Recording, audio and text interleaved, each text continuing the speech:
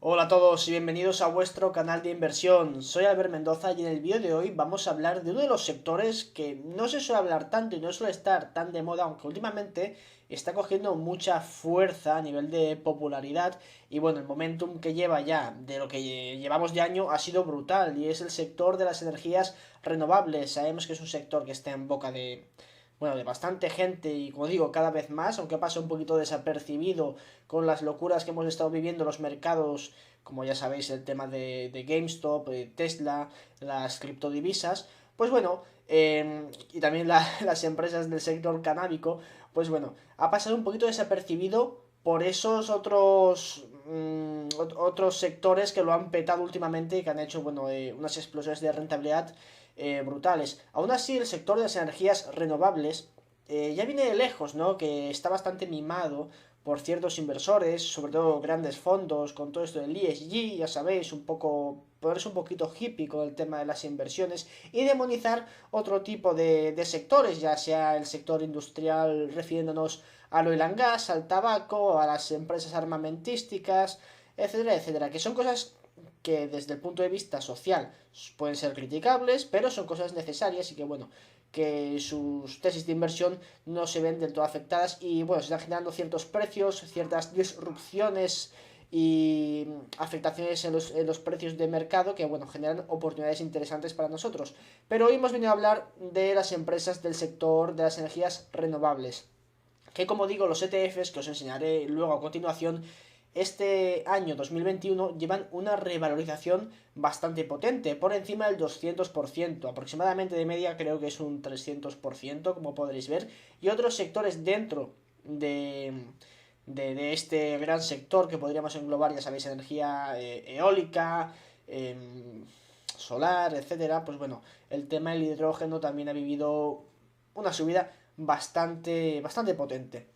Dicho esto, ¿por qué vemos este gran impulso en este sector? Bueno, para empezar, porque los gobiernos lo tienen muy mimado y viven a base de subvenciones e impulsos de los planes de los gobiernos. Como vamos a ver ahora, con la administración Biden, pues bueno, se prevé un gran plan de estímulo para transicionar a una economía verde, que bueno, que de verde realmente no tiene tanto. Como podréis ver en la imagen que os voy a poner a continuación, esto hace una comparación de los países que han adoptado medidas contra el cambio climático en el sentido de impulsar la generación energética por estos medios de energías renovables y el impacto que han tenido en su generación de CO2 en contraposición a países que no han decidido impulsar este tipo de políticas con tanta fuerza y su repercusión en el CO2.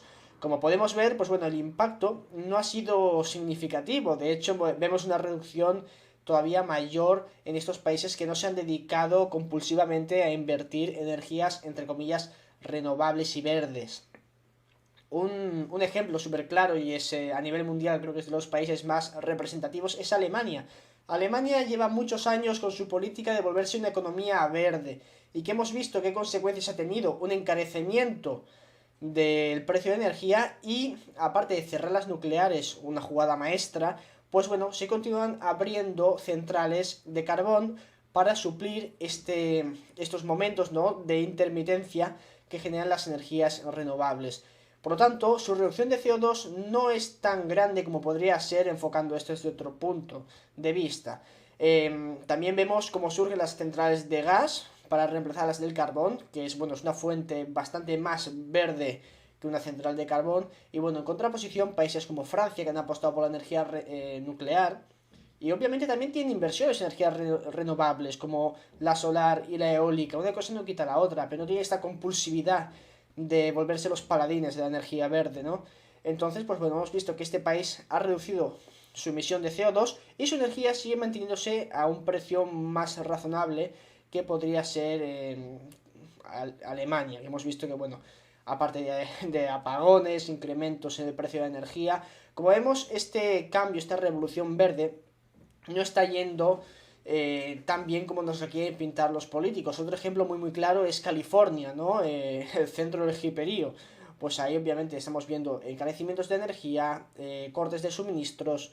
Como vemos, no es jauja y aparte de que, bueno, tenemos nuestra visión de occidentales, de que nos creemos que somos el centro del mundo, pero bueno, el 80% del resto de la población mundial opina de forma distinta, no apuestan de la misma forma por las energías renovables superverdes, pues bueno, siguen avanzando y siguen consumiendo combustibles fósiles, hacen sus inversiones en energía nuclear y obviamente, como digo, que una cosa no quita la otra. China es el mayor inversor en energías verdes, ¿no? Placas solares, eólica, obviamente también por el tamaño de la economía, de la población, pero bueno, no existe este dogma, ¿no?, de criminalizar y de poner un velo negro a todo lo que no sea generación de energía renovable. Que al fin y al cabo también esto es renovable matizar, porque estas placas solares, estos molinos no se construyen solos, tiene que haber una industria extractiva detrás y cuantos más queramos producir, pues bueno, más tendremos que producir atrás en la cadena. Y normalmente los procesos de obtención de estos recursos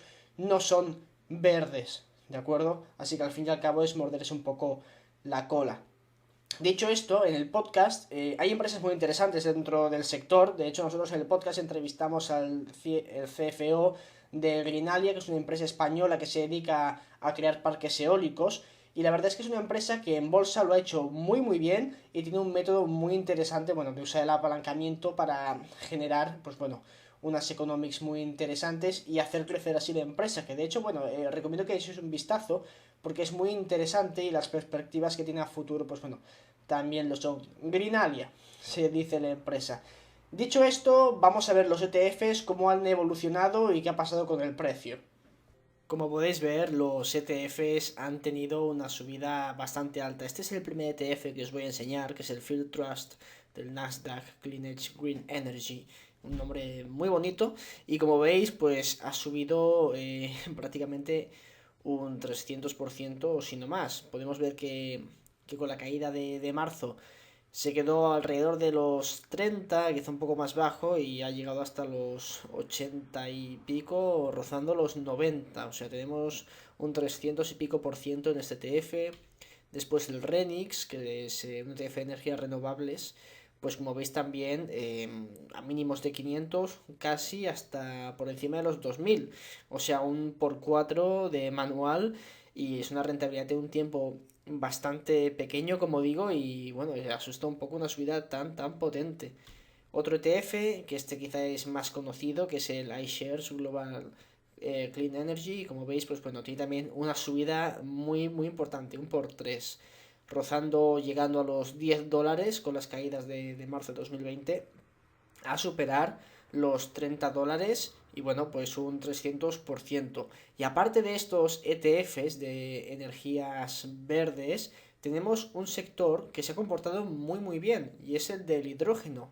Aquí podemos ver Plug Power, que esta es la principal posición del ETF de iShares, con un 10% aproximadamente, si no recuerdo mal.